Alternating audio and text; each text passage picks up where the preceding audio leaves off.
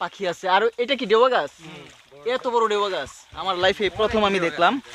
এত বড় ডেওয়া গাছ, এইটাই হচ্ছে সেই ডেওয়া গাছটা, বিশাল বড় একটা গাছ।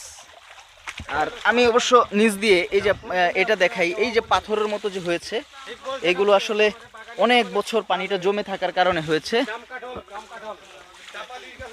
অলরেডি স্যার কিন্তু সামনে এসেছে অনেকটাই। আমরা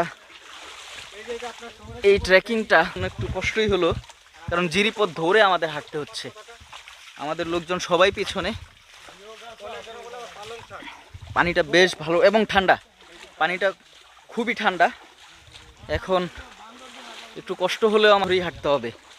আর এখানে শুনেছি মাছ আছে, এই পানিটাতে মাছ থাকবে। এই পাথরগুলো অনেক পুরাতন, তবে একটা জোকের ভয় আছে, আমি সেই ভয়ে আছি। আল্লাহ যদি জোক না ধরায় তাহলে খুশি হব। অনেক পুরাতন এই ঔষধি গাছগুলো এখানে আছে, অনেক দেখেছি। এখানে বার্লি জাতীয় একটা গাছের মতো হয় এরা। সব আছে। এখানে একটু কাদা কাদা ভাব আছে, এইখানে নামতে হবে। এগুলো হচ্ছে পাথরের মতো হয়েছে জমে। এই শিলাগুলা হচ্ছে অনেক বছর ধরে এখানে জমতে জমতে এটা হয়েছে।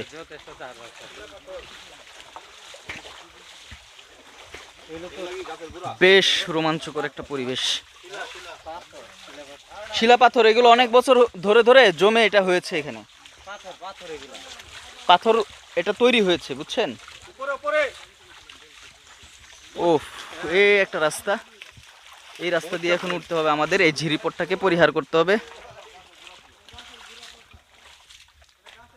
তো এখন এদিক থেকে উঠতে বেশ বেগ পেতে হবে। ইয়েস, অলরেডি সুজন স্যার উঠতেছে। কোথায়? ওইদিকে নাকি বানর আছে। আমি একটু উপরের দিকে উঠি, যদিও আমার এখান থেকে দেখতে পাচ্ছি না, ওনারা অনেক নিচে। আমার আসলে এদিক থেকে উঠতে বেশ কষ্ট হচ্ছে। এদিক থেকে উঠতে আসলে সত্যি সত্যি ওইদিকে বানর ডাকছে। না না না স্যার, ঠিক আছে, এটাই ওই পাশে বানর মারামারি করতেছে। আপনারা দেবেন ওনারা কতটা নিচে ওনারা। তা আমরা মোটামুটি উঠে চলে এসেছি। অনেক পুরাতন গাছ